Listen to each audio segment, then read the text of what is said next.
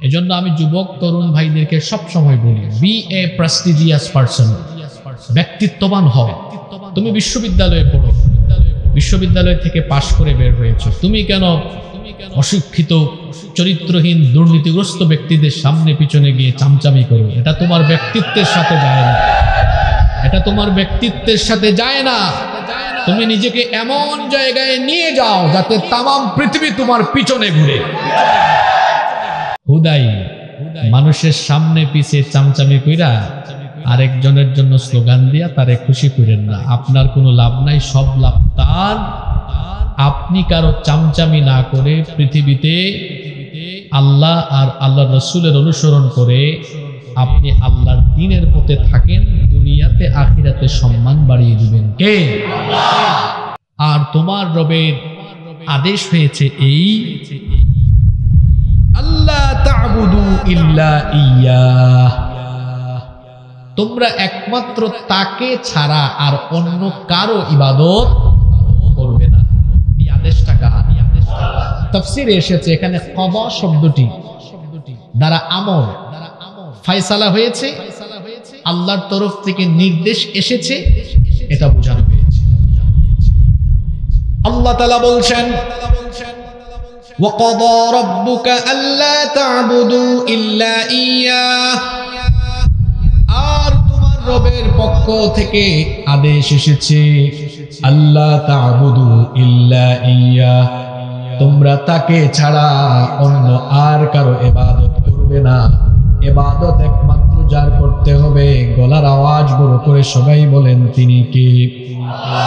কোরআনে কারীমের 4 নম্বর সূরা সূরাতুন নিসা এর 36 নম্বর আয়াতে রব্বুল আলামিন বলছেন, ওয়া'বুদুল্লাহা ওয়া লা তুশরিকু বিহি শাইআ, আর তোমরা আল্লাহর ইবাদত করো, তার ইবাদতে অন্য কাউকে শরীক করো না, কারণ আল্লাহ হচ্ছেন একক, অদ্বিতীয়, তিনি হচ্ছেন এক, তার সাথে কোনো শরীক নাই। এজন্য আল্লাহ বলেছেন একমাত্র কেবলমাত্র ইবাদত যার করতে হবে তিনি কে? অন্যদিকে মনোযোগী হয়ে না আলোচনা শুরু করে দিচ্ছেন। আল্লাহ বলছেন একমাত্র আমার গোলামি করো। প্রশ্ন হচ্ছে কেন আমরা আল্লাহর গোলামি করব? আল্লাহর গোলামির প্রয়োজনীয়তা কি? কেন, কোন কারণে করব? মৌলিকভাবে সংক্ষেপে বলতে গেলে 3টি কারণে মানুষকে অবশ্যই আল্লাহর গোলামি করতে হবে। কয়টা কারণে? 3টি কারণে অবশ্যই মানুষকে আল্লাহর গোলামি করতেই হবে। তার প্রধান কারণ হলো, প্রথম কারণ হলো, এটা হচ্ছে বান্দার উপরে, মানুষের উপরে আল্লাহর হক, যে মানুষ আল্লাহর ইবাদত করবে। কারণ মানুষের স্রষ্টা যিনি, মানুষকে যিনি সুন্দর সুরত দিয়ে তো সুন্দর করে বানিয়েছেন, জুড়ে বলেন তিনি কে? তিনি যেহেতু সকল সৃষ্টির স্রষ্টা, তিনি মানুষের স্রষ্টা, এই জন্য এই মানুষের উপর আল্লাহর হক হলো এই মানুষ একমাত্র আল্লাহর ইবাদত করবে, আল্লাহর গোলামি করবে। বুখারী শরীফে হাদিস এসেছে, আন মুআদ ইবনে জাবাল রাদিয়াল্লাহু আনহু قال, মুআদ বিন জাবাল রাদিয়াল্লাহু আনহু এই হাদিসের বর্ণনাকারী সাহাবী, তিনি বলছেন, ক্বালা কুনতু রিদফান নাবিয়্যা, আমরা মহব্বতে বলি সাল্লাল্লাহু আলাইহি ওয়াসাল্লাম আলা হিমার। তিনি বলছেন আমি আল্লাহর নবীর পেছনে একটি গাধার উপরে ছিলাম, গাধার উপরে আরোহিত অবস্থায় ছিলাম। আল্লাহর নবী আমাকে ডেকে বললেন, ইয়া মুআদ, হে মুআজ, হাল তাদরি হাক্কাল্লাহ, হাল তাদরি হাক্কাল্লাহি আলা, অবশ্যই প্রত্যেক উম্মতের জন্য আমি রাসূল পাঠিয়েছি, সকলেই বলেছেন আনি আবুদুল্লাহ, ইবাদত করতে হবে, গোলামি করতে হবে কার? কোরআনুল কারীমের 21 নম্বর সূরা সূরাতুল আম্বিয়া এর 25 নম্বর আয়াতে আল্লাহ তাআলা আরো বলছেন, ওয়া মা আরসালনা মিন ক্বাবলিকা মির রাসূলিন ইল্লা নূহি ইলাইহি আন্নাহু লা ইলাহা ইল্লা আনা ফা'বুদুন। আল্লাহ তাআলা বলছেন ও নবী, আমি আপনার পূর্বে যত রাসূল পাঠিয়েছি সকল রাসূলদের কাছে আমি একই রকমের ওহী বা নির্দেশ পাঠিয়েছি। সকলকেই বলেছি আমি ছাড়া আর কোনো মাবুদ নাই, আমি ব্যতীত আর কোনো উপাস্য নাই, এজন্য একমাত্র ইবাদত করো। কার? আরো জোরে বলেন কার? আজকে যে সূরা বনী ইসরাঈলের 23 নম্বর আয়াত আমরা শুরু করলাম, এই আয়াতেও আল্লাহ একই কথা বলেছেন, ওয়া কাদা রাব্বুকা আল্লা তা'বুদু ইল্লা ইয়্যা। তোমার রবের পক্ষ থেকে আদেশ হয়েছে তিনি ছাড়া আর কারো ইবাদত করা। এবার আসেন, ইবাদত ইবাদত ইবাদত শুনতেছেন অনেকক্ষণ ধরে। এখন প্রশ্ন হলো, মা মা'নাল ইবাদাহ? হোয়াটস দ্য মিনিং অফ ইবাদাহ? ইবাদত বলতে আপনি কি বুঝেন? ইবাদত শব্দের অর্থ কি? মনোযোগ আছে আপনাদের? আপনারা তো মানুষকে নসিহত করেন না, সবাই কিন্তু ওয়াইজ এখানে। আপনারা তো বলেন এই ইবাদত বন্দেগী ঠিকঠাক মতো করিস, বিপদে যাইস না। এই যে নসিহত করলেন ইবাদত করিস, ইবাদত বলতে আপনি কি বুঝেন? ইবাদত মানে কি? ইবাদাহ, ইটস অ্যান অ্যারাবিক ওয়ার্ড। এটা তো আরবি শব্দ, এটার বাংলা কি বলেন তো? ইবাদত অর্থ কি? হ্যাঁ, অনেকগুলো অর্থ আছে কিন্তু অ্যাপ্রোপ্রিয়েট অর্থ এখনো হয় নাই। আমাদের দেশে বেশ কিছু শব্দের অপব্যাখ্যা হয়েছে। যেমন বলি, বলেন তো দিন শব্দের অর্থ কি? দিন শব্দের এদিক থেকে একজন বলেছে দিনাজপুর যে শিক্ষা দীক্ষার নগরী, এটা প্রমাণ হয়েছে আলহামদুলিল্লাহ। অনেক জায়গায় বলে দিন অর্থ ধর্ম, এটা ভুল। এখানে আলেমরা বসে আছেন, কামুস, অভিধান, ডিকশনারি খুললে দেখবেন আমি উলামাদেরকে সাক্ষ্য রেখে বলছি দিন শব্দের অর্থ ধর্ম নয়। তো দিন শব্দের অর্থ যদি ধর্ম হয় দেখি এটার অর্থ করেন মালিকি ইয়াউমিদ্দিন, এখানে দিন আসছে না? তো এটা অর্থ কি? দিন শব্দের অর্থ বিচার দিবস। এখন দিন অর্থ একটা না, কোরআনে দিন শব্দের প্রায় 20-এর অধিক অর্থ আছে। 20-এর অধিক অনেক অর্থ আছে। এটি ব্যাপক অর্থবোধক শব্দ, কিন্তু দিন শব্দের মৌলিক অর্থ হলো জীবন ব্যবস্থা। দিন মানে ধর্ম নয়। গাজউল ফিকরি, বুদ্ধিবৃত্তিক যুদ্ধ চলছে পৃথিবীতে। এটা হলো তলোয়ারের চাইতে আরো ভয়াবহ যুদ্ধ। কি বুঝে ঠিক বলছেন আমি জানি না। বুদ্ধিবৃত্তিক যুদ্ধ হলো সেটা যে তলোয়ার দিয়ে যুদ্ধ না করে বুদ্ধি দিয়ে, জ্ঞান দিয়ে, শিক্ষা ব্যবস্থা ধ্বংস করে দিয়ে, অপসংস্কৃতি একটা জাতির ঘাড়ে চাপিয়ে দিয়ে গোটা জাতিকে সর্বনাশ করে ফেলা। এটা বাংলাদেশে চলছে, এটা বাংলাদেশে চলছে। যেমন কেমনে চলছে, আমার দেশের এক ক্লাসের পাঠ্য বইয়ে লেখা আছে বাংলাদেশে 4 ধর্মের মানুষ বাস করে। বাংলাদেশের প্রধান 4টি ধর্ম হলো, বাংলাদেশে প্রধান 4টি ধর্ম রয়েছে, হিন্দু, ইসলাম, বৌদ্ধ, খ্রিস্টান। যারা বাংলা শিক্ষিত মানুষ আপনারা বলবেন হুজুর এখানে অসুবিধাটা কি হয়েছে? ঠিকই তো আছে। এই বুদ্ধিবৃত্তিক যুদ্ধটা আপনি বুঝেন না। এই কথাটা এইভাবে বলা উচিত হয় নাই। বলা উচিত ছিল বাংলাদেশে 4 ধর্মের মানুষ বাস করে, কিন্তু এখানে সংখ্যানুপাতের দিক থেকে প্রধান ধর্ম হলো ইসলাম, অতঃপর হিন্দু, অতঃপর খ্রিস্টান, অতঃপর বৌদ্ধ। না বলে কথাটা বলছে কিরকম দেখছেন? শুধু তাই না, আগে হিন্দু যে বলছে তা না, আবার আরেক কথা বলছে প্রধান 4টি ধর্ম। ওগুলো কি প্রধান? জোরে বলেন, ওগুলো কি প্রধান? দিন শব্দের অর্থ ধর্ম নয়। ধর্ম মানে কি? যা কোনো বিষয় ধারণ করে, যেমন পানির ধর্ম ভিজিয়ে দেওয়া, আগুনের ধর্ম পুড়িয়ে দেওয়া। ইসলাম এই শব্দের অপব্যাখ্যা হয়েছে। ওই ইসলাম অর্থ শান্তি। কোথায় পেয়েছেন আপনি? ইসলাম শব্দের মাদ্দা সিলমুন মানে শান্তি, কিন্তু ইসলাম শব্দের অর্থ শান্তি নয়। তাহলে ইসলাম শব্দের অর্থ কি? এটা কোরআন শরীফেই ব্যাখ্যা আছে। আল্লাহ জাতির পিতা। জাতির পিতা কে? এটাও কইতে পারলেন না। জোর করে জাতির ঘাড়ে কি জাতির পিতা চাপিয়ে দেওয়া যায়? মিল্লাতা আবিকুম ইব্রাহিম। ইব্রাহিম আলাইহিস সালামকে আল্লাহ কি বলেছেন কোরআনে? ইদ ক্বালা লাহু রাব্বুহু আসলিম ক্বালা আসলামতু লিরাব্বিল আলামিন। ইব্রাহিম আলাইহিস সালামকে আল্লাহ বলেছেন ইব্রাহিম তুমি আসলিম, আত্মসমর্পণ করো। তিনি সাথে সাথে বলেছেন আসলামতু লিরাব্বিল আলামিন, জগৎ সমূহের প্রতিপালকের কাছে আমি আত্মসমর্পণ করলাম। সুবহানাল্লাহ। ইসলাম মানে হলো সারেন্ডার করা, আত্মসমর্পণ করা। আত্মসমর্পণ করতে হয় কার কাছে? ঠিক এমনি ভাবে এই যে ইবাদত শব্দের মূল একটা অর্থ আছে, অভিধান খুলেন অনেকগুলো অর্থ পাবেন। আল ইবাদা ইয়ানি আত-তাআ, আদ-দিল্লু, আল খুদুউ ওয়াল ইনকিয়াদ। ইবাদত মানে হচ্ছে নতজানু হওয়া, নত হয়ে যাওয়া, বিনয়ী হয়ে যাওয়া, আনুগত্যের মস্তককে অবনত করে দেওয়া। সংক্ষিপ্ত এক শব্দে যদি ইবাদতের অর্থ বলি, ইবাদত শব্দের এক শব্দের অর্থ হলো আনুগত্য। কথা বুঝলে একদম পিছন দিক থেকে যেন আওয়াজ আসে, জোরে বলেন। ইবাদত শব্দের অর্থ কি? আনুগত্য। ইবাদত শব্দের অর্থ হচ্ছে আনুগত্য, আর ইবাদতের ভিত্তি হলো আনুগত্য। ইবাদতের ভিত্তি কি? আনুগত্য। এখন ইবাদত মানে বুঝেন, আল্লাহ বলেছেন আমি ছাড়া কারো ইবাদত করবে। ইবাদত মানে কি বুঝলাম? জোরে বলেন, ইবাদত মানে কি? আনুগত্য। এই আনুগত্যটা আগে হবে কার? রাসূলের, এবং আল্লাহর রাসূলের, এই দুইজনের আনুগত্য হবে। এবার আসেন আমরা ইবাদত বলতে কি বুঝছি? আমরা ইবাদত বলতে মনে করি 5 ওয়াক্তের নামাজ একটা ইবাদত, রমজান মাসের রোজা ইবাদত, সামর্থ্য থাকলে যাকাত দেওয়া ইবাদত, সামর্থ্য থাকলে হজ করা ইবাদত, সামর্থ্য থাকলে মাহফিলে 50,000 টাকা কিছু দান দেওয়া, কিছু দান সদকা করা ইবাদত। ঠিক আছে, আপনাদের বুঝ, এগুলো সবই ইবাদত। কিন্তু শুধুমাত্র এগুলার নামে ইবাদত নয়, এগুলা সবই ইবাদত।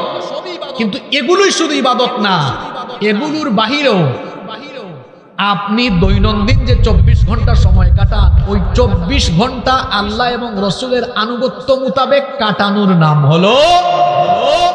এখন আপনি যদি বলেন শুধুমাত্র নামাজ রোজা হজ যাকাত ইবাদত, তাহলে আমি আপনার কাছে পাল্টা প্রশ্ন করছি, বলেন তো 24 ঘন্টার মধ্যে 5 ওয়াক্তের নামাজ আদায়ে যে সময় ব্যয় হয়, এই সময়কে একসাথে করলে আনুমানিক কত সময় লাগতে পারে? 1 ঘন্টা। তো যদি শুধুমাত্র নামাজের নাম ইবাদত হয়, তো 1 ঘন্টা না হয় আপনি নামাজের মাধ্যমে আল্লাহর ইবাদত করলেন, নামাজের বাইরে এখনো বাকি আছে কয় ঘন্টা? ওই 23 ঘন্টা আনুগত্য হবে কার? এত আসতে বললেন কেন? আনুগত্য হবে কার? এই আনুগত্যটা কেমনে হবে?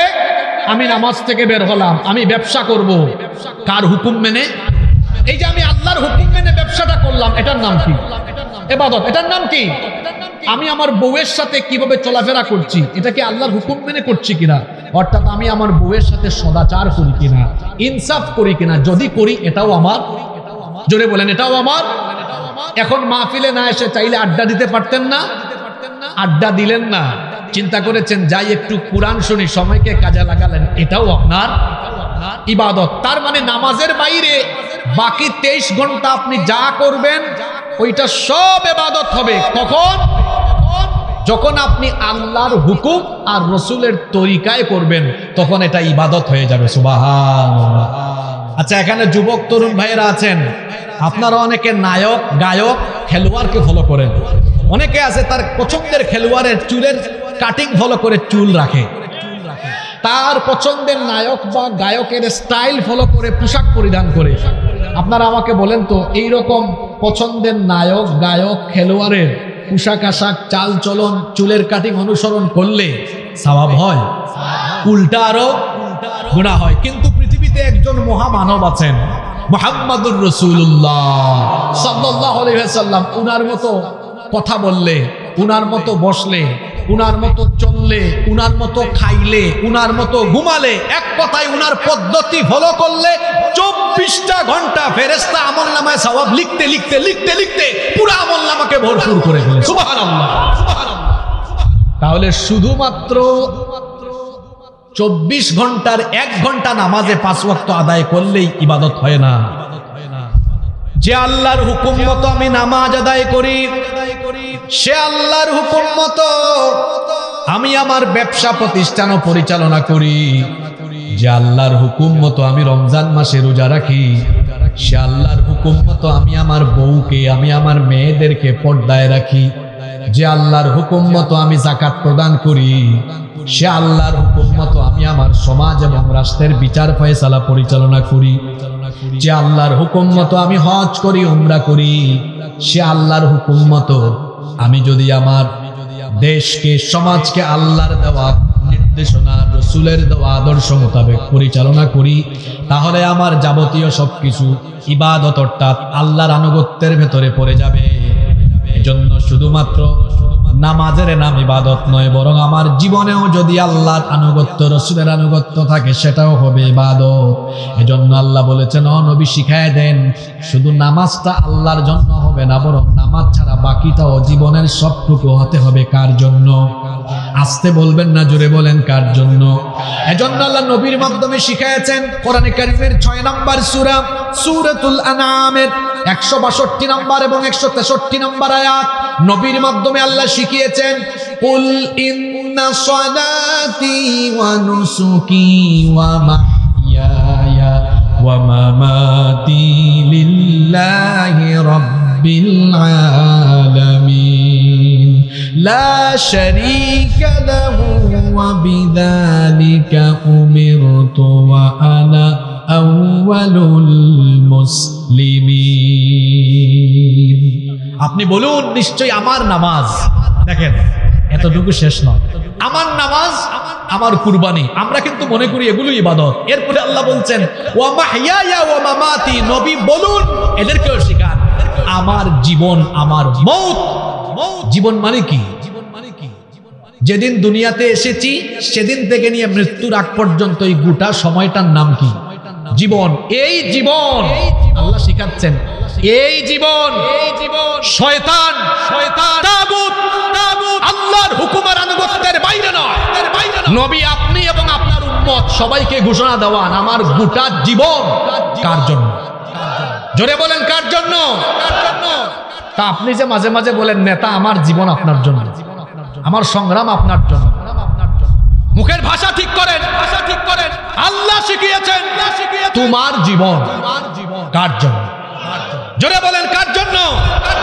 আমি তো আগেই বলেছি, যুবক ভাইয়েরা, তোমাদেরকে অনেকে টার্গেট করে, তার ক্ষমতায় যাওয়ার হাতিয়ার হিসাবে তোমাকে টার্গেট করে সামান্য জিলাপি, বিরিয়ানি, 500 টাকার নোট দিয়ে তোমাকে মোটরসাইকেলে শুডাউনে সামনে পিছনে ঘোরাইয়া তোমাকে চামচার মতো তারা ব্যবহার করতে চায়। তুমি কারো চামচা নও, কারো চামচামি করো না। তোমার এই তারুণ্য, তোমার এই যৌবন, তোমার এই ঘাম, তোমার এই শ্রম, তোমার এই রক্ত, এটা কোনো নেতা নেত্রীর জন্য নয়। যদি এটা খরচ করতে হয়, আল্লাহর জন্য খরচ করতে হবে।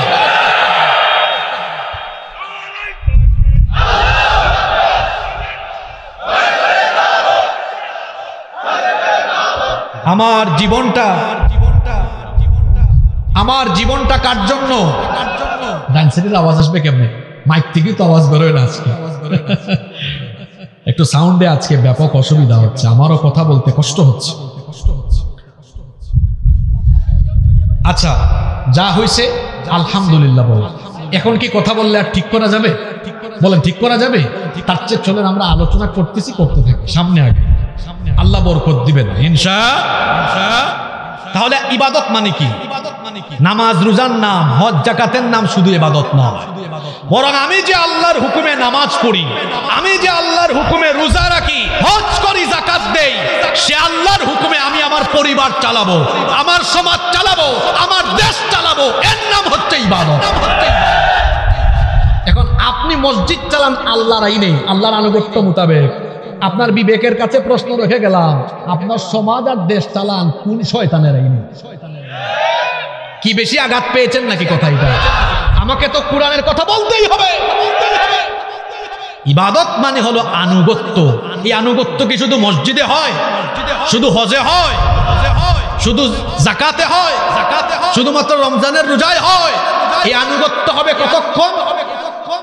না না না, এই জবাব আমিও দিব না, আপনিও দিবেন না। এই জবাব দিবে এখন কোরআন শরীফ। আল্লাহকে জিজ্ঞেস করছি, আল্লাহ এই আনুগত্যটা কতক্ষণ হবে? আপনি বলেন। আল্লাহ এবার কোরআনের 15 নম্বর সূরা, সূরা হিজরের 99 নম্বর আয়াতে জবাব দিয়ে দিয়েছেন, ওয়া'বুদ রাব্বাকা হাত্তা ইয়াতিয়াকাল ইয়াকিন। মৃত্যু আসার আগ পর্যন্ত এভাবেই ইবাদত আর আমার আনুগত্য করে চলতে হবে। অর্ডার টাকা, অর্ডার টাকা। আপনি কামটা করছেন কি? আপনি কোরআন শরীফকে ওয়াজের প্যান্ডেলে তুলে দিয়ে আপনার এলাকার মসজিদের তাকে রেখে দিয়ে মাদ্রাসার লাইব্রেরিতে রেখে দিয়ে হাফেজি মাদ্রাসার রেহালের উপরে রেখে দিয়ে আপনার আদালতে ঢুকাইছেন মানুষের তৈরি করা আইন। আপনি আপনার সমাজ রাষ্ট্র চালানোর জন্য ঢুকাইছেন শয়তানের তৈরি করা মানুষের তৈরি করা আইন। ব্যাপারটা হলো এমন যে আপনি মসজিদে আল্লাহর আইন মানেন, মাদ্রাসায় আল্লাহর আইন মানেন, মাহফিলেও মানেন, কিন্তু যেখানে মানতে গেলে আপনি চুরি বাটপারি করতে পারবেন না সেখানে আপনি মানেন না। অথচ আল্লাহ তাআলা বলছেন এই কোরআন শুধু মসজিদ মাদ্রাসা পরিচালনার জন্য নয়। তাহলে কেন আমি দিয়েছি? শোনো, কোরআনে কারীমের 16 নম্বর সূরা সূরাতুন নাহালের 89 নম্বর আয়াতের শেষাংশে আল্লাহ বলেছেন, ওয়ানাজ্জালনা আলাইকাল কিতাবা তিবয়ানান লিকুল্লি শাইইন ওয়া হুদান ওয়া রাহমাতান ওয়া বুশরা লিল মুসলিমিন। আর আমি আপনার কাছে এই কিতাব নাজিল করেছি তিবয়ানান লিকুল্লি শাই, সকল জিনিসের সুস্পষ্ট বর্ণনা দিয়েছি। এই কোরআনে কেমনে চুরির বিচার করতে হবে আমি দিয়েছি, কেমনে ডাকাতির বিচার করতে হবে সেটাও দিয়েছি, কি করে অপরাধীর বিচার করতে হয়, আদালত চালাতে হয়, সেই ফৌজদারি দেওয়ানি দণ্ডবিধি কোরআনে আছে না নাই? কি করে অর্থনৈতিক ব্যবস্থাপনা পরিচালিত হবে সেই নীতিও দিয়েছি। যদি একেবারে সংক্ষেপে বলতে চাই তাহলে মূল কথা হলো সকল কিছু পরিচালনার যত নীতিমালা দরকার সকল নীতিমালার মূল নীতি কোরআনের ভেতরে যিনি ঢুকায়া দিয়েছেন তিনি কে?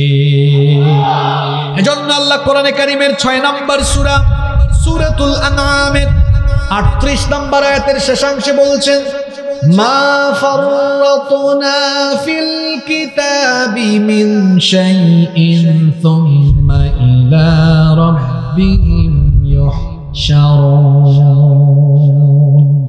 মা ফাররাতনা ফিল কিতাবি মিন শাইইন, এই কিতাবে আমি কিচ্ছু বাদ দেই নাই, কিছুই বাদ দেই নাই, সব দিয়েছি। একবার একজন মাহফিলের পরে আমারে বলে, হুজুর আপনি যে আজকে ওয়াজ করছেন কোরআনে সব দিয়েছি।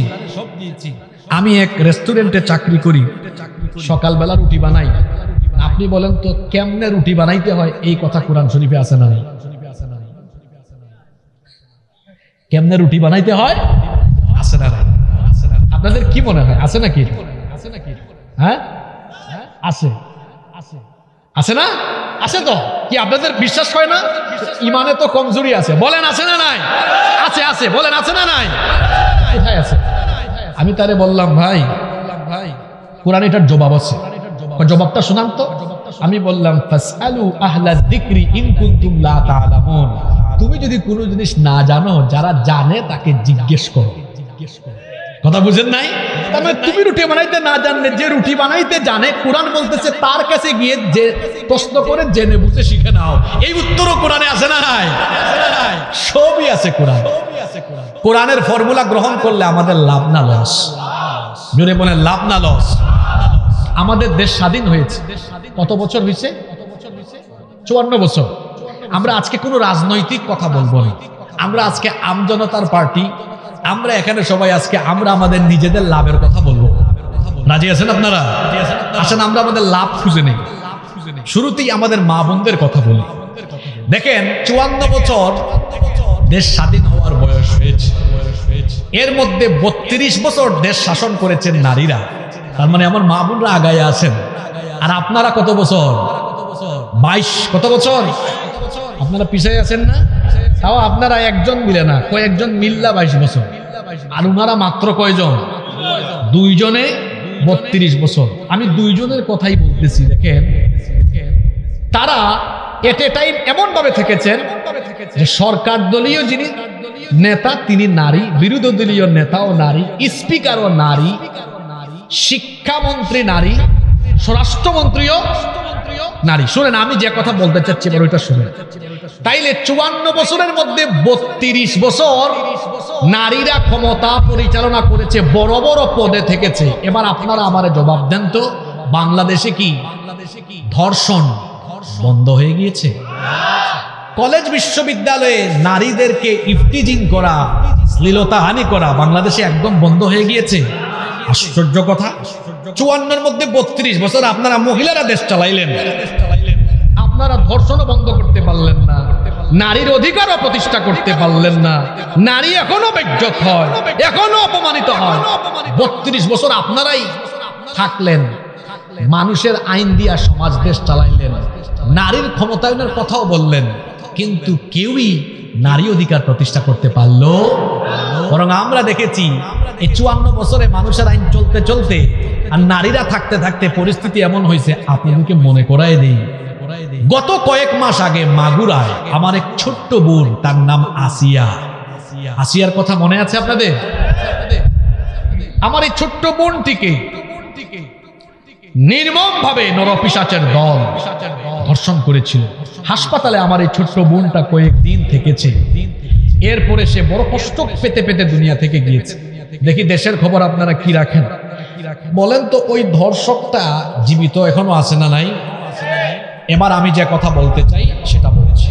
আমাদের দেশের আদালতে চলছে আল্লাহর আইন না মানুষের আইন? এবার কথা শুনেন, কোন আইন? যে আইন থাকার ফলে আমার ধর্ষিতা বোন কবরে চলে যায় আর ধর্ষক 7-8 মাস ধরে এখনো বেঁচে থাকে, এই আইনের মুখে আমি লাথি মারি।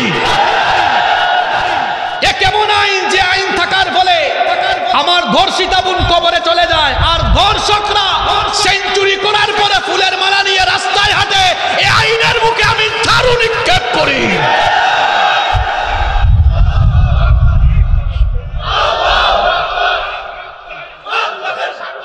শোনেন শোনেন শোনেন শোনেন শোনেন, আমারে কথা বলতে দেন, আমারে কথা বলতে দেন। এখন আল্লাহর আইন, আল্লাহর হুকুম আমাদের লাভের জন্য না লসের জন্য? আপনারা তো 32 বছর থেকেও পারেন নাই। আগামীকাল বলেন ধর্ষণের বিচার এখন সরাসরি কুরআন দিয়ে হবে। এই দেশে যতগুলো লুচ্চা আর বদমাশ আছে, এক বিচার থেকে সবাই তারের মতো সুদা হয়ে যাবে। তো কোরআনের আইন আমাদের ভালোর জন্য না খারাপের জন্য? এত ভালো আইন চায় না কারা? হ্যাঁ, না না না না, কে বলছে মহিলারা চায় না? আরে মিয়া, ইসলাম প্রতিষ্ঠায় আপনাদের অবদান বেশি না মহিলাদের অবদান বেশি? সর্বপ্রথম আপনারা পুরুষ মানুষরা বিরোধিতা করছেন আর মহিলারা সর্বপ্রথম ঈমান আনছে। আম্মাজান খাদিজা রাদিয়াল্লাহু, আপনারা প্রথমে বিরোধিতাই করছেন। আর ওইদিকে প্রথমেই একজন নারী সুমাইয়া রাদিয়াল্লাহু আনহা জীবন দিয়ে শহীদ হয়ে গেছে। সুবহানাল্লাহ। আপনারা মা বোনদের কথা বলতেছেন, মা বোনদের অবদান ইসলামে আপনাদের থেকে বেশি, সংসারেও তাদের অবদান আপনাদের থেকে বেশি। আপনারা এখন আমার সাথে একমত হবেন না, আমি জানি। পুরুষ মানুষ তো আপনারা বলবেন হুজুর তাদের অবদান কেমনে বেশি হয়? সারাদিন মাঠে ঘাটে আমরা কাজ করি। তো জানতো, একটু 1 ঘন্টা রান্না করেন, পেঁয়াজ কাটেন, দেখবেন কেউ মারা লাগবে না, এমনি চোখে দিয়া পানি বাইরে যায়। একটা সংসার, যে বলা হয় না সংসার সুখী হয় রমণীর গুণে, নারীদের অনেক অবদান। এজন্য যারা বিবাহিত নিজেদের স্ত্রীকে মহব্বত করবেন, কর্কশ ভাষী হবেন না। বউয়ের সাথে ভেজাল করবেন, ভেজাল আরো বাড়বে, চেহারাও নষ্ট হবে। তুমি ব্যাকরণে তো কি হয়েছে, চুপচাপ থাকো, অপেক্ষা করো, তোমার সময় আসলে এমনি বিয়ে করতে পারো। তোমার আরো বড় দায়িত্ব, তোমার দায়িত্ব কঠিন। তোমাকে এখন শয়তান খুঁচাবে বেশি, ফেসবুকে ওইটারে ফ্রেন্ড রিকোয়েস্ট পাঠাও। তোমার দায়িত্ব বড় কঠিন, শয়তান চাইবে তোমারে হারাম রিলেশন করাতে, আর তুমি প্রতিনিয়ত শয়তানের সাথে জিহাদ করার জন্য প্রস্তুত থাকা লাগবে। যারা অবিবাহিত আছে এরা তো মিসকিন। মিসকিন কেন বললাম? এদের তো বউ নাই, এদের দায়িত্ব কম না বেশি? ভাই, নারীর ফান্দে পড়ো না, মানে ফিতনায় পড়ো না, জীবনকে ধ্বংস করে ফেলবা। চরিত্র ঠিক রাখো, চরিত্র ঠিক রাখো। আল্লাহ তাআলার কাছে দোয়া করো, আল্লাহ অবশ্যই নেককার জীবন সঙ্গী দিবেন। আল্লাহ যেন দেন, বলেন আমিন। যারা বিবাহিত হেরাও কইছে আমিন। তারা কি আরো চায় নাকি? চায় না? মহিলা প্যান্ডেলে আজকে যদি ভাবি আপনার খবর শুনে আজকে বাড়ির যান না, তারপর ধরবে। চাই, চাওয়া আপনারে বুঝাবে। আচ্ছা, আমরা যেখানে ছিলাম সেখানে চলে যাই। তাহলে দেখেন তো আল্লাহর আইন আমাদের জন্য ভালো না খারাপ? এখানে দল মত বাদ দিয়া কথা বলেন। কোরআনের মাহফিল কি রাজনীতির মাহফিল নাকি? যে যে দল করেন সব দল ফালান। এখন আমরা কোরআন থেকে কথা বলছি। এখন আমাদের পরিচয়, আমরা বিএনপিও না, জামাতও না, জাতীয় পার্টিও না, এনসিপিও না। আমাদের পরিচয় এখন সবার একটা, আমরা মুসলমান। আমরা কি? জোরে বলেন আমরা কি? শুনেন, যে বক্তা দলীয় সংকীর্ণতা নিয়ে কথা বলে, দলীয় সাইনবোর্ড ব্যবহার করে কথা বলে, এই বক্তার কথায় মানুষ হেদায়েত হয় না। আবার যদি কোনো শ্রোতা সেও তার দলীয় দৃষ্টিভঙ্গির আলোকে কথা শুনে সেও হেদায়েত হবে না, কারণ ওর দৃষ্টিভঙ্গি এক জায়গায় সীমাবদ্ধ। আপনি যে কোনো দল করতে পারেন, নিষেধ করছি না, কিন্তু যখন কোরআন বলবেন বা শুনবেন তখন নিরপেক্ষ মগজে শুনবেন। হেদায়েত দিবেন কে? কারণ কোরআন আমাদের সবার, এটা আমাদের সবার জন্য নাজিল করেছেন কে? তাহলে আল্লাহর আনুগত্য শুধু মসজিদে না, সব জায়গায়। জোরে বলেন সব জায়গায়, সকল জায়গায়, সব জায়গায় আল্লাহর হুকুম মানা আর নবীর আদর্শ মোতাবেক জীবন পরিচালনা করার নাম হলো ইবাদত। আর এই ইবাদত অর্থাৎ আনুগত্যের ফর্মুলা আল্লাহর কাছ থেকে গ্রহণ করতে হবে। আর আনুগত্যের ফর্মুলার জন্য আল্লাহ একটা কিতাব নাজিল করেছেন। সেই কিতাবের নাম কি? এই কোরআন কিছু জায়গায় মানবেন আর কিছু জায়গায় মানবেন না, এমনটা তো হতে পারে না। এজন্য আল্লাহ কোরআনে কারীমের 2 নম্বর সূরা সূরাতুল বাকারা এর 85 নম্বর আয়াতে বলছেন, আফাতুমিনুনা বিবাদিল কিতাবি ওয়া তাকফুরুনা বিবাদ। তোমাদের ঈমানের অবস্থা কি এমন নাকি যে তোমরা কোরআনের কিছু অংশ মানো, যেমন আকিমুস সালাহ এটা মানো, আবার কোরআনে আল্লাহ বলেছেন আকিমুস সালাতের পাশাপাশি আল্লাহ বলেছেন আকিমুদ্দিন, দিন প্রতিষ্ঠা করো। এটা বললেই বলো না এই জায়গাটা মানতে পারবো না, আমার সমস্যা আছে। আল্লাহ বলেছেন তো কিছু জিনিস মানো আর কিছু জিনিস মানো না। তোমার ইমানের হালত যদি এমন হয়, বান্দারে শোনো পরিণতিটা তোমার জন্য কেমন হতে পারে। ফামা জাযাউ মান ইয়াফআলু যালিকা মিনকুম ইল্লা খিজয়ুন ফিল হায়াতিদ দুনিয়া ওয়া ইয়াউমাল কিয়ামাতি ইউরাদ্দুনা ইলা আশাদ্দিল আযাব ওয়া মাল্লাহু বিগাফিলিন আম্মা তা'মালুন। যদি তুমি এভাবে কোরআনের কিছু মানো আর কিছু না মানো, তাহলে দুনিয়ার জীবনকে লাঞ্ছনায় আল্লাহ ভরপুর করে দিবেন, আর আখিরাতে কঠিন শাস্তি যিনি ভোগ করাবেন তিনি কে? দুনিয়ার লাঞ্ছনা আর আখিরাতের আযাব থেকে আমরা বাঁচতে চাই কি চাই না? আরো জোরে বলেন চাই কি চাই না? এজন্য মসজিদে আল্লাহর আইন যেমন মানব, তেমনি মসজিদের বাইরে 24 ঘন্টা একমাত্র যার হুকুম মানব তিনি কে? এজন্য আল্লাহ বলেছেন, পড়েন আমার সাথে, ওয়া ক্বাদা রাব্বুকা আল্লা তা'বুদু ইল্লা ইয়্যাহু ওয়া বিল ওয়ালিদাইনি ইহসানা। তোমার রবের পক্ষ থেকে আদেশ হয়েছে তিনি ছাড়া আর কারো ইবাদত করবে না। আল্লাহ তাআলা তার ইবাদতের কথা বলার পরে এর পরের অংশে আল্লাহ বলেছেন, ওয়া বিল ওয়ালিদাইনি ইহসানা। আমার আনুগত্যের পরে তোমার জন্য দায়িত্ব হলো যাদের সাথে সদাচরণ করবে, উত্তম আচরণ করবে। আমার আনুগত্যের পরেই তুমি যার আনুগত্য করবে তারা হলেন তোমার বাবা, তোমার মা। কাদের কথা বলা হলো? আরো জোরে বলেন কাদের কথা? মনোযোগ আছে? এই 20-22 মিনিট মনোযোগী থাকা যাবে তো? অনেক সেনসিটিভ কথা হবে, জীবনকে সফল করার কথা বলা হবে। আজকের কথাগুলো যে যুবক তরুণ ছেলেরা শুনবে, আমি বলে গেলাম এদের জীবন পাল্টে যাবে। আর এই কথাগুলো যারা নিতে পারবে না, তোমার জীবন শেষ। পৃথিবীতে যারা বড় হয়েছেন প্রত্যেকেই তার মা বাবার, আব্বা আম্মার দোয়া নিয়ে বড় হয়েছে। বাবা মার দোয়া ব্যতীত কেউ বড় হতে পারে? এই পৃথিবীতে আমাদের অস্তিত্বের জন্য আল্লাহর পরেই যাদের কাছে আমরা চিরঋণী তারা হলেন আমাদের বাবা এবং মা। আল্লাহ বলেছেন, আমার আনুগত্যের পরে, আমার ইবাদতের পরে তুমি তোমার পিতা মাতার খেদমত করো। কেন? সন্তানের জন্য আব্বা আম্মার খেদমত এত গুরুত্বপূর্ণ। কেন সন্তানের জন্য পিতামাতার সাথে উত্তম আচরণ করা এত গুরুত্বপূর্ণ, তার কারণ হলো তিরমিজি শরীফের হাদিস। আল্লাহর নবী বলেছেন, মনোযোগ দিয়ে শুনেন, আল্লাহর নবী বলেছেন, রিদার রব্বি ফি রিদাল ওয়ালিদাইন ওয়া সাখাতুল্লাহি ফি সাখাতিল ওয়ালিদাইন। তোমার আব্বা আম্মার সন্তুষ্টিতে আমার আল্লাহ সন্তুষ্ট, তোমার আব্বা আম্মার অসন্তুষ্টিতে আমার আল্লাহ অসন্তুষ্ট। এর মানে হলো কেউ যদি তার মা বাবাকে অসন্তুষ্ট রাখে, তার উপরে অসন্তুষ্ট থাকবেন কে? আর কেউ যদি তার মা বাবাকে স্যাটিসফাইড রাখে, তার উপরে স্যাটিসফাইড হয়ে যাবেন কে? খুব সেনসিটিভ কথাবার্তা, কিন্তু আপনার বাপকে আপনার মাকে যদি আপনি আঘাত করেন, তাদেরকে যদি কষ্ট দেন, আল্লাহ আপনাকে মাফ করবেন না, আল্লাহ আপনাকে জাহান্নাম থেকে মুক্তি দিবেন না। কারণ আল্লাহর নবী বলেছেন, তোমার পিতামাতা এমন গুরুত্বপূর্ণ তোমার জন্য, হুমা জান্নাতুকা আও হুমা নারুকা, তোমার বাপ মা তোমার জন্য জাহান্নাম হয়ে যাবে। তার মানে হলো পিতামাতাকে যদি সন্তুষ্ট করো, তাহলে আমি আল্লাহ সন্তুষ্ট হয়ে তোমাকে জান্নাত দিয়ে দিব।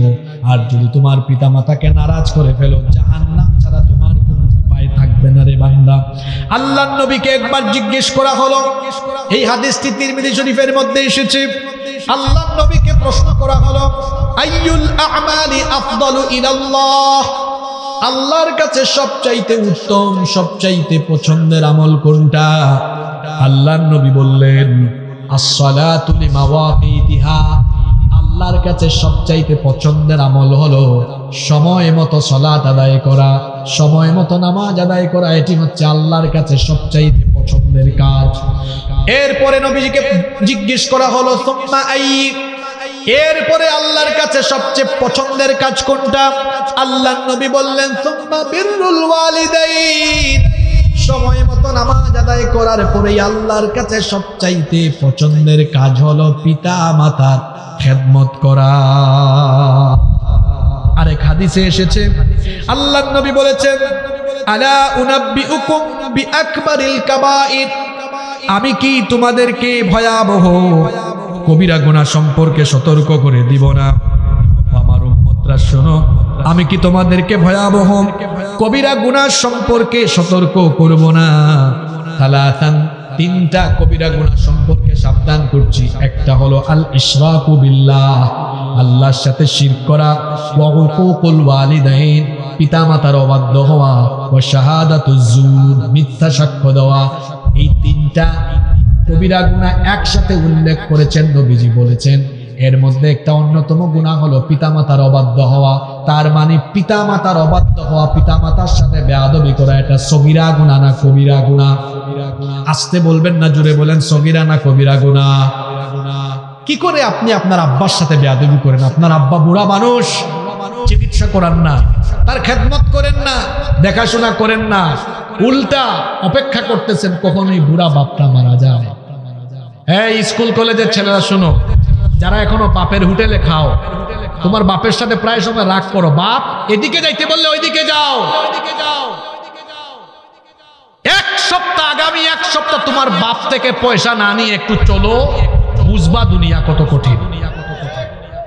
বাবাকে চিনো না এখনো, তোমার বাপকে চিনো না, তোমার তো মনেও নাই সেই জন্মের পর থেকে তোমাকে বাবা মাথার ঘাম পায়ে ফেলে।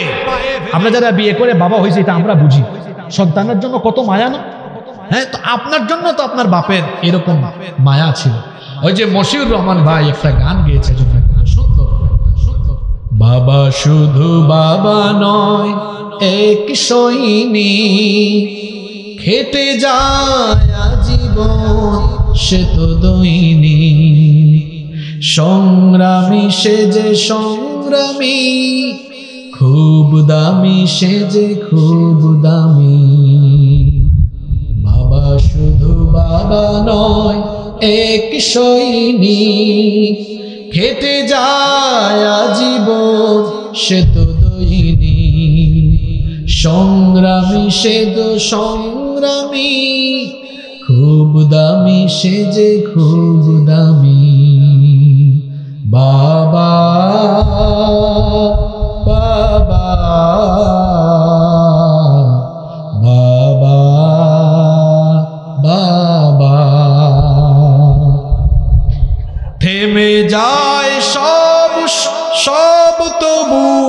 সে তো থামে না, ঘেমে যায় দেহ তার সে তো ঘামে না। বাবা তুমি আমার দু চোখে দেখা পৃথিবী সেরা মানব। বাবা শুধু বাবা নয় এক সৈনিক, খেটে যায় আজীবন সে তো দৈনিক। সংগ্রামী সে যে সংগ্রামী, খুব দামি সে যে খুব দামি। বাবাকে আপনি চিনলেন না, এই বাবা আপনার ছোট্ট কাল থেকে আপনাকে বটবৃক্ষের মতো ছায়া দিয়ে কত কষ্ট ত্যাগ তিতিক্ষা কত স্যাক্রিফাইস করে আপনাকে লালন পালন করেছে। বুড়া বাবা বয়স্ক মানুষ বিছানায় পড়ে আছে, বয়স্ক বৃদ্ধ হয়েছে, সেই বাবার আপনি খোঁজ নেন না।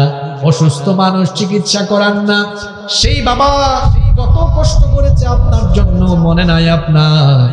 ছোটবেলা রাতের বেলা ঘুম থেকে উঠেছেন, বাবা আপনাকে কুলে নিয়ে ঘুম পাড়িয়েছে। অসুস্থ হয়েছেন, সেই বাবা কাঁধে নিয়ে কুলে নিয়ে ঘুম পাড়িয়েছে। রোগ কমে না, আপনাকে নিয়ে নিয়ে হসপিটালে দৌড়িয়েছে। তার কাছে টাকা ছিল না, পাশের বাড়ি আরেকজনের কাছে গিয়ে ধার করেছে, হাতে পায়ে ধরে টাকা এনে আপনাকে নিয়ে হসপিটালে গিয়েছে, চিকিৎসা করাছে। সেই বাপ অসুস্থ, আপনি আজকে বাপের দিকে তাকানো না। দিনাজপুর শহরে বসবাস করেন, রংপুরে থাকেন, ঢাকা শহরে বাস করেন, একদিন একটু প্রতিদিন বাবার সাথে ফোনে একটু কন্টাক্ট করতে পারেন না, যোগাযোগ করতে পারেন না। এই বাবা আর অন্যদিকে মা, মায়ের কথা কি বলবো, বাপের চাইতে তো মা আরো বেশি কষ্ট করেছেন। এই জন্য আল্লাহ নবী বলেছেন বাপের চাইতে মায়ের হক 3 গুণ বেশি। জুড়ে বলেন কত গুণ বেশি? এক সাহাবী জিজ্ঞেস করলেন, সাহাবী এসে জিজ্ঞেস করলেন, মান আহাক্কুন নাসি বিহুসনি সাহাবাতি, আমার কাছ থেকে সবচেয়ে উত্তম আচরণ পাবে কে? কোন ব্যক্তি আমার কাছ থেকে সবচেয়ে ভালো আচরণ পাবে? আল্লাহর নবী বললেন উম্মুক, তোমার মা।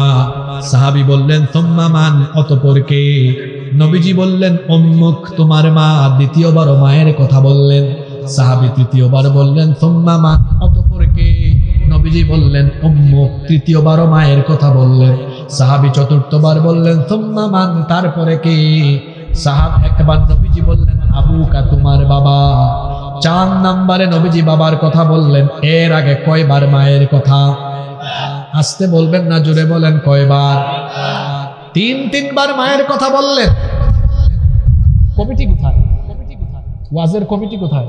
1-2 জন আছেন। আচ্ছা আপনি আসেন ভাই, আপনি বসেন, আপনারা 2-3 জন আছেন, ঠিক আছে, মাশাআল্লাহ। আরো আছেন, দেখেন এটা সুন্দর করে বুঝাই দেয়। এই যে কিছু মানুষ উঠতেছে না, এদের কারো পেশাব চাপছে, কারো বিড়ির নেশা ধরছে, কারো পানের নেশা ধরছে, কারো আবার অফিসিয়াল কাজের দরকার পড়ছে।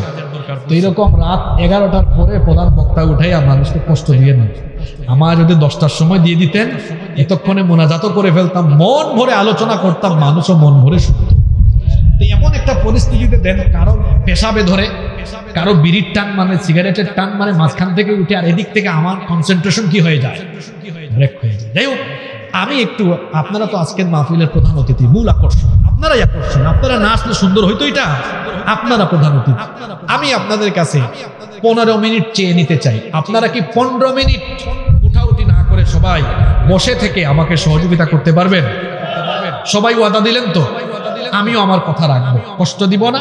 আমি আপনাদেরকে 15 মিনিটের বেশি কষ্ট দিব না। সবাই সময় দিবেন তো আমাকে? আমি চাই, শুনেন, একটা মাহফিলে আলোচনার মূল একটা বার্তা দেওয়া হয় কোথায়? শেষের দিকে। ওই শেষটা না শুনে চলে গেলে তো হকটা আদায় হয় না। এজন্য আমি চাই ছুটিটা একসাথে হোক। আপনারা আমাকে সময় দিবেন তো?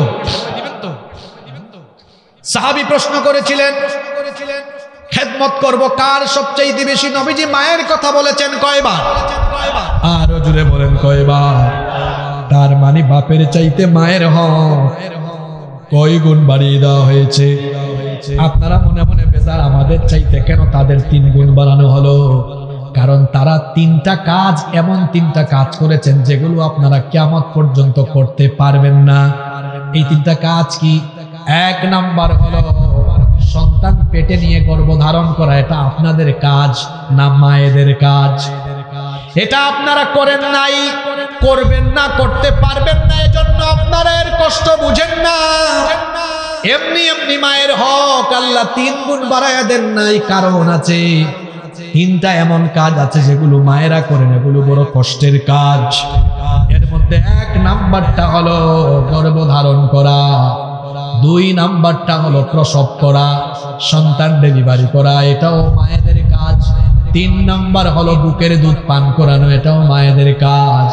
এই 3টা কাজ পৃথিবীর কোনো বাবা করতে পারে না, বিধায় বাবার চাইতে মায়ের হক আল্লাহ তাআলা 3 গুণ বাড়িয়ে দিয়েছে। এই জন্য বাবার চাইতে মায়ের খেদমতের গুরুত্ব আরো বেশি, কারণ মা এমন কষ্ট সহ্য করেছে যেই কষ্টগুলো মুখের ভাষায় প্রকাশ করা সম্ভব নয়। কোরআনে কারিমে আল্লাহ কি বলছেন শুনেন। কোরআনে কারিমের 46 নম্বর সূরা সূরাতুল আহকাফের 15 নম্বর আয়াতে আল্লাহ বলছেন, ওয়া ওয়াসাইনাল ইনসানা বিওয়ালিদাইহি ইহসানা হামালাতুহু উম্মুহু কুরহান ওয়া ওয়াদাআতুহু কুরহা ওয়া হামলুহু ওয়া ফিসালুহু 30 শাহরা। আল্লাহ তাআলা বলছেন, আর আমি মানুষকে তাদের পিতামাতার সাথে ইহসান করার, সদাচরণ করার আদেশ করছি। বিশেষ করে মায়ের কথা আল্লাহ এভাবে বলছেন, হামালাতহু উম্মুহু ওয়া ওয়াদাআতহু কুরহা, হামালাতহু উম্মুহু কুরহা ওয়া ওয়াদাআতহু কুরহা। বিশেষ করে তার মা তাকে অনেক কষ্ট সহ্য করে গর্ভধারণ করেছেন, এরপরে তাকে প্রসব এবং দুধ ছাড়াতে সময় লেগেছে 30 মাস। আবার কোরআনে কারীমের 31 নম্বর সূরা লুকমানের 14 নম্বর আয়াতে আল্লাহ এভাবে বলছেন, ওয়া ওয়াসাইনাল ইনসানা বিওয়ালিদাইহি হামালাতহু উম্মুহু ওয়াহানান আলা ওয়াহানিন ওয়া ফিসালুহু ফি আনিশকুর লি ওয়া লিওয়ালিদাইকা ইলাইয়ান মাসির। আল্লাহ তাআলা বলছেন, আমি মানুষকে তাদের পিতামাতার সাথে ইহসান করার জন্য উপদেশ দিচ্ছি। বিশেষ করে মায়ের কথা আল্লাহ বললেন, তোমার মা তোমাকে কষ্টের পর কষ্ট সহ্য করে গর্ভধারণ করেছেন। আহারে, যারা বিয়ে করেছেন বিবাহিত ভাইদের দৃষ্টি আকর্ষণ করছি। বিবাহিত ভাইরা আমার দিকে তাকান, এটা অবিবাহিতরা বুঝবে না, আপনারা ভালো বুঝবেন। বিয়ের পরেও কেমনে আপনি আপনার মায়ের সাথে এত খারাপ আচরণ করেন। আপনার গর্ভবতী স্ত্রী যখন রাতে আপনার পাশে ঘুমায়, আপনার বউ ঘুমায় না, শুধু কান্না করে, আপনি বলেন, বিবি প্রিয়তমা স্ত্রী আমার, প্রিয়তমা তুমি ঘুমাও না কেন, আর এত নড়াচড়া করো কেন, মাঝে মাঝে চোখের পানিও ছাড়ে। বউ তখন বলে, কেমনে ঘুমাবো বলেন, পেটের ভিতরে তো আপনার সন্তান, নড়াচড়া করে করে আমারে ঘুমাতে দেয় না, মাঝে মাঝে এমন লাথি মারে মনে হয় যেন কলিজাটা একেবারে ছিঁড়ে যাচ্ছে। আপনার বউ এমন কথা বলে, এই কথাগুলো শুনে কি আপনার বিবেকে এটা আসে না? আরে, যখন আমি আমার মায়ের পেটে ছিলাম, আমিও তো আমার মাকে এভাবে রাতের বেলা ঘুমাতে দেই নাই। আমার মাকে আমি এভাবে কষ্ট দিয়েছি। 1 রাত আর 2 রাত নয়, 9 মাস 10 মাস পর্যন্ত আমরা আমাদের মায়ের পেটে ছিলাম। আর আমাদের জনম দুঃখিনী মা আমাদেরকে গর্ভধারণ করতে গিয়ে এত কষ্ট, এত যন্ত্রণা সহ্য করেছে। সামনে তো শীতকাল এসে যাচ্ছে, শীতকালে আমরা কম্বল লেপ গায়ে দিয়ে খুব আরাম করে ঘুমাই, কিন্তু গর্ভবতী নারী ঘুমাতে পারে না। উনার পেটের ভিতরে যখন সন্তান গভীর রাতে নড়াচড়া আরম্ভ করে, এমন বেদনা আরম্ভ, ঘুম থেকে উঠে নীরবে নীরবে কাঁদতে কাঁদতে চোখের পানি দিয়ে বালিশটা ভিজায় ফেলে, রাত এভাবে কাঁদতে কাঁদতে চলে যায়। দিনের বেলা আবার সংসারের সকল কাজ করে, ঘরের সবাইকে খাওয়ায়, নিজে খাইতে পারে না, খাইতে গেলে বমি বমি ভাব হয়। এরপরেও যখন প্লেটটা নিয়ে বসলো, সঙ্গে সঙ্গে সন্তান নড়াচড়া আরম্ভ করার কারণে বমি বমি ভাব তৈরি হয়ে গেল। খেতে পারলো না, ঘরে গিয়ে দরজাটা বন্ধ করে বালিশের মধ্যে মাথা রেখে কেঁদে কেঁদে বালিশটা ভিজায় দিয়েছে। এইরকম একদিন, এক রাত নয়, একদিন নয়, কত রাত আর কত দিন যে মা কেঁদে কেঁদে কেঁদে কেঁদে সময় কাটিয়েছে, আল্লাহ ছাড়া কেউ জানে না। সেই মায়ের সাথে কেমনে আপনি বেয়াদবি করেন, সেই মাকে কিভাবে আপনি আঘাত করেন, কেমনে মাকে কটু বাক্য বলেন, ধমক দেন, ঝিরকি দেন, চোখ রাঙিয়ে কথা বলেন। আহারে, সেই মা আপনাকে এইভাবে 9 মাস 10 মাস পর্যন্ত পেটে ধারণ করলো। এরপরে যেই দিন আপনার ডেলিভারির সময় আসলো, প্রসব বেদনা আরম্ভ হওয়ার কয়েক সপ্তাহ আগে থেকে মা টেনশনে পড়ে যান, চিন্তায় পড়ে যান। কত নারী সন্তান জন্ম দিতে গিয়ে দুনিয়া থেকে চলে যায়, মায়ের দুশ্চিন্তা আরম্ভ হয়। বারবার স্বামীর কাছে এসে হাত ধরে বলে, যদি কোনো বেয়াদবি হয়, তোমার হক নষ্ট হয়, মাফ করে দিও। সন্তান জন্ম দিতে গিয়ে আমি যদি মারাও যাই, সন্তানটাকে দেখে শুনে রাখিও। আর কেঁদে কেঁদে রাতের বেলা আল্লাহর কাছে ফরিয়াদ জানাই। ডেলিভারির বেদনা, প্রসব বেদনা যখন আরম্ভ হয়, তখন ওই মা আপনার জন্য এত দয়া মায়া দেখিয়েছে, বারবার বলেছে, আল্লাহ 9টা মাস 10টা মাস আমি কষ্ট করে যে সন্তানকে আমি আমার পেটে ধারণ করেছি, এই সন্তান এখন দুনিয়াতে আসার সময় হয়েছে। এই সন্তানটাকে জন্ম দিতে গিয়ে যদি তোমার এই বান্দির মরণ হয়, তুমি আমাকে তোমার কাছে উঠায় আনিও, তারপরেও আমার সন্তানটাকে দুনিয়ার আলো বাতাস দেখাও। এই মা যখন এবার ডেলিভারির রুমে চলে গেলেন, যখন তার প্রসব বেদনা আরম্ভ হয়ে গেল, এটা আপনারা কেমনে বুঝবেন বলেন? আপনারা তো পুরুষ মানুষ, আপনারাও বুঝবেন না, আমিও বুঝবো না। তবে এটা কিছুটা উপলব্ধি করা যায় মাঝে মাঝে হাসপাতালে লেবার রুমের কাজ দিয়ে গেলে। লেবার রুম যেখানে মহিলাদের ডেলিভারি হয়, সেই রুমের আশপাশ দিয়ে গেলে এত জোরে চিৎকার চেঁচামেচি শোনা যায়। চিকিৎসা বিজ্ঞানীরা বলেছেন, একজন মানুষ সর্বোচ্চ 20 থেকে 25 ইউনিট পর্যন্ত ব্যথা সহ্য করার ক্ষমতা তার আছে। কিন্তু আমার মা, আপনার মা, আমাদের প্রত্যেকের মা আমাদেরকে জন্ম দিতে গিয়ে 20 আর 25 নয়, 50 থেকে 55 ইউনিটের মারাত্মক বেদনা সহ্য করছে। এত কষ্ট, এই যন্ত্রণা, এই কষ্ট কেমন এটা আমরা বুঝবো না। কেবলমাত্র গর্ভধারিণী মা আর আল্লাহ ছাড়া এটা কেউ বুঝবে না। কিভাবে করে এত কষ্ট করে মা জন্ম দিলেন। জন্ম দেওয়ার পরেও আমার মায়ের কষ্টের শেষ হলো না। 2 বছর 2.5 বছর পর্যন্ত এই মা বুকের দুধ পান করিয়েছে, কখনো কোনোদিন রাগ করে নাই। এত ত্যাগ মা ছাড়া কে আর স্বীকার করতে পারে বলেন? এখন তো প্যাম্পাস বের হয়েছে, ডায়াপার বের হয়েছে, মহিলারা বাচ্চাদেরকে প্যাম্পাস পরায়, ডায়াপার পরায়। কিন্তু আমাদের আমলে তো এগুলা ছিল না। কাঁথা যে কতবার পাল্টাইতে হইতো। কোনদিন মা রাগ করে নাই। রাতের বেলা মা বাচ্চাকে নিয়ে ঘুমিয়েছে, ডান পাশে বাচ্চা ছিল, পেশাব করে সেই ডান পাশ ভিজিয়ে দিয়েছে। মা দেখতেছে বাচ্চাটা ঘুমাইতে পারে না, এবার কাঁথা চেঞ্জ করে দিয়ে বাচ্চাকে বাম পাশে আনে। কিছুক্ষণ পরেই বাচ্চাটা বাম পাশেও পেশাব করে ভিজায় দেয়। এখন বাচ্চাটার পেশাবের উপরে ঘুমাইতে কষ্ট হবে। ডান পাশেও পেশাব করেছে, বাম পাশেও পেশাব করে ফেলেছে। বাচ্চাটাকে রাখবে কোথায়? মা তখন তার নিজের উষ্ণ জায়গাটা বাচ্চার জন্য ছেড়ে দেয়, নিজে পেশাবের জায়গায় গিয়ে ঘুমায়। কিছুক্ষণ পরে যখন ওই উষ্ণ জায়গাটাও পেশাব করে দিয়ে বাচ্চা ভিজায় দেয়, মা এবার দেখে রাত পুহাতে এখনো আরো 1-1.5 ঘন্টা 2 ঘন্টা বাকি আছে। বাচ্চাটা কোথায় ঘুমাবে? বাচ্চাটার যেন কষ্ট না হয় এই জন্য বাচ্চাটাকে মা তার বুকের উপরে আরাম করে ঘুম পাড়ায় দিয়েছে। এইভাবে করে কষ্টের পর কষ্ট। এই কথা আল্লাহ কুরআনে এজন্য বলেন নাই, এমনি এমনি আল্লাহ বলেন নাই ওয়াহনান আলা ওয়াহানিন।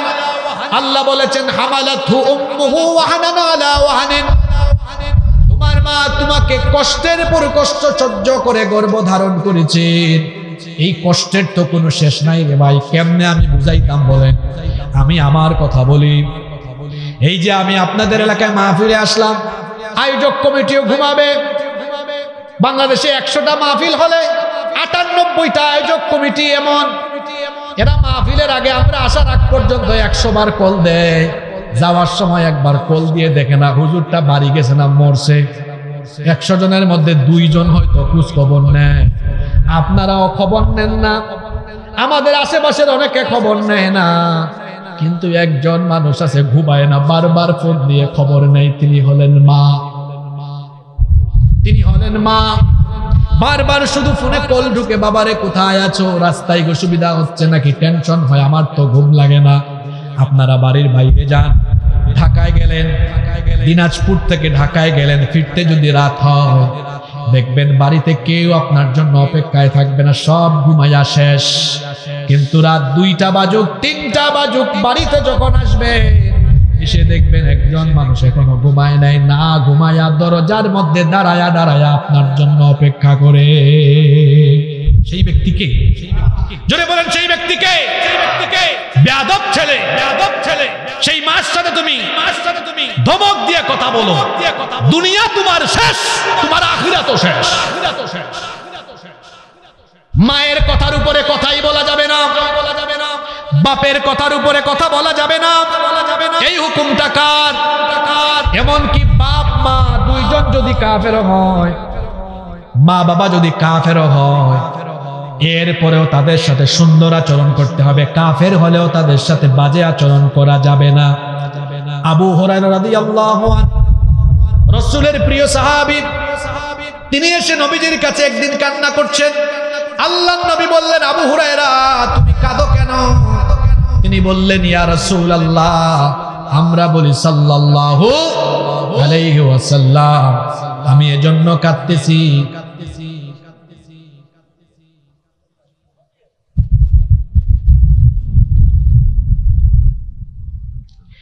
আদায় করতে করতে তো 11:30 বাজাইল, আরো আদায় করবেন নাকি?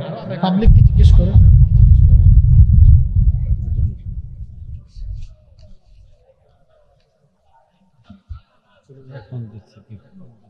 এটা দিছে মোনাজাতের আগে দিয়েন, আমি নাম বলে মোনাজাত করব, আর যারা দিবে দেখবেন মোনাজাতের আগে দিবে।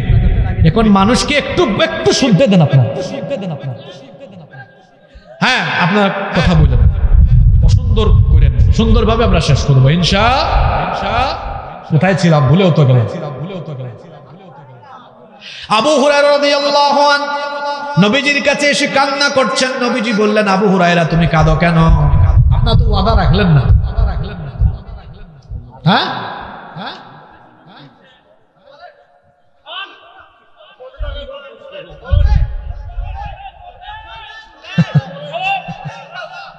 আমি ভাই আপনাদের এলাকার এই পরিস্থিতির সাথে আমি আসলে নিজেকে মানায় নিতে পারি না। আমার বাড়ি সিলেট, আমাদের এলাকায় 10টার সময় মাহফিল বন্ধ হয়, শেষ হয়ে যায়।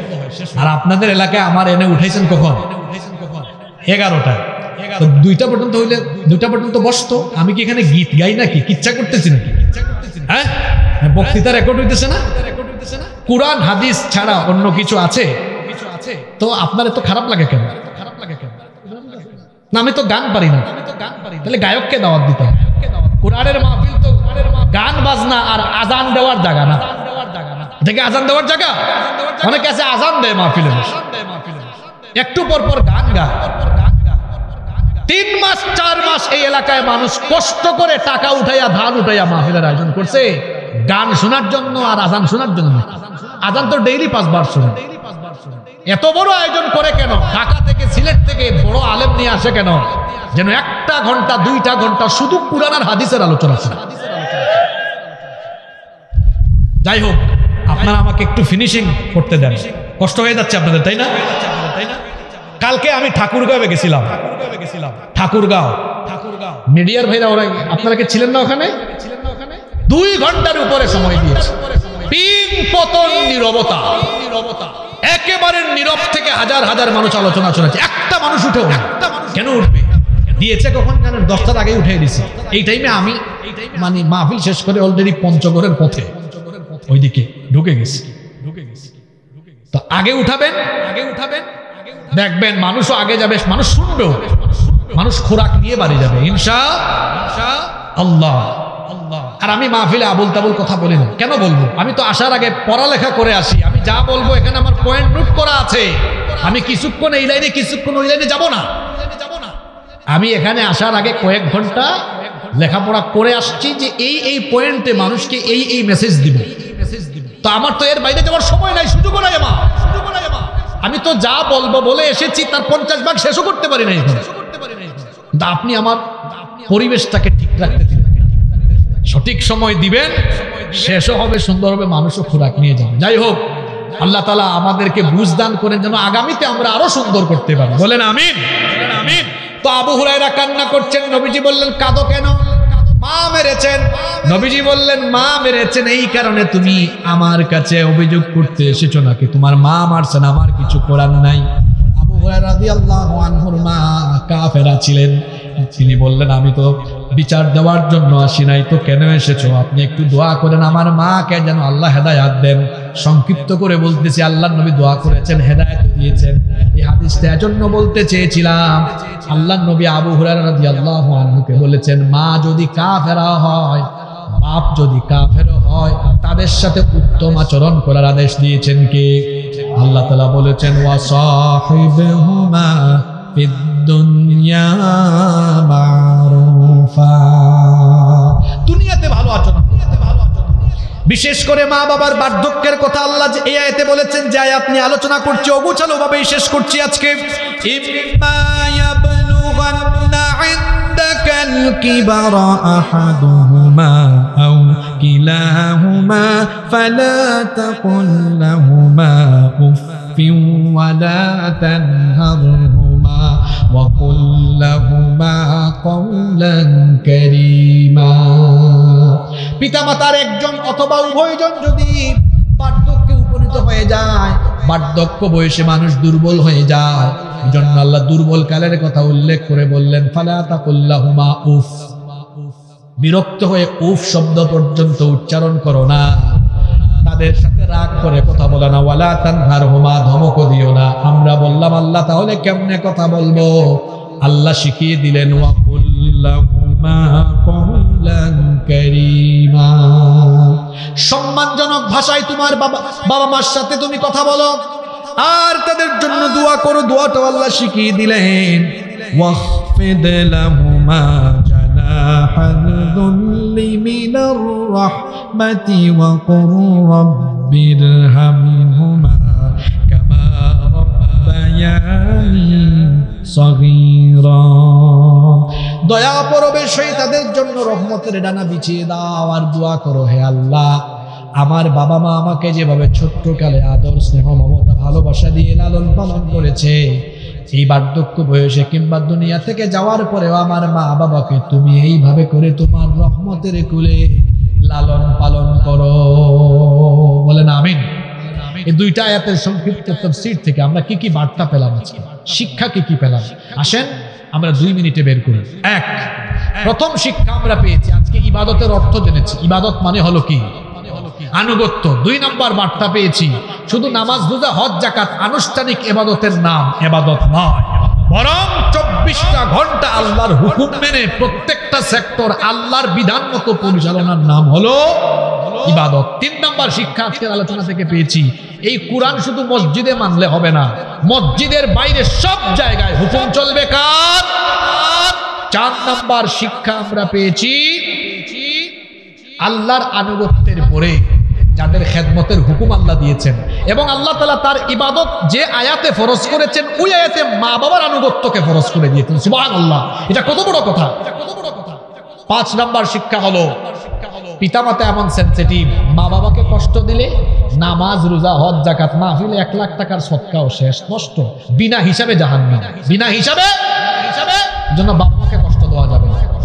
আমি আপনাদেরকে অনুরোধ করব, যদি কেউ আব্বা আম্মাকে মনে কষ্ট দিয়ে থাকেন মাফ চাইবেন। আমি আমার একটা ব্যক্তিগত আমল যুবক ভাইদেরকে উদ্বুদ্ধ করার জন্য বলে যাই, আমি যখনই বাড়িতে যাই, আমার বাবা বেঁচে নেই, যখনই বাড়িতে যাই, যতবার মায়ের সামনে যাই ততবার মাকে বলি মা, যদি কোনো কারণে আমার উপরে অসন্তুষ্ট থাকেন দয়া করে মাফ করে দেন। আমার মা প্রায় সময় বলেন, তুমি এতবার মাফ চাও কেন? তখন আমি বলি, আম্মা আমি চাই না কোনো একটা কারণে আমার উপর অসন্তুষ্টি নিয়ে আপনি দুনিয়া থেকে যান, কারণ এটা আমার আল্লাহর হুকুম। আপনি অসন্তুষ্ট হলে আমার সব আমল বাতিল হয়ে যাবে। বাবা মা যাদের আছেন, ভাই একটু রাতের বেলা রুমে গিয়া বলেন, বাবা আপনার মাথাটা টিপে দিই, পাটা টিপে দিই, ঘুম পাড়াই। ছোটবেলায় আপনারে ঘুম পাড়াইছে কি? আপনার বাবা মা। আপনি আপনার বাবা মাকে ঘুম পাড়ান। কয়জন ভাই এখানে আছেন আমি জানি না, যে রাতে বাসায় থাকলে মা বাবাকে ঘুম পাড়ায় তারপরে ঘুমান?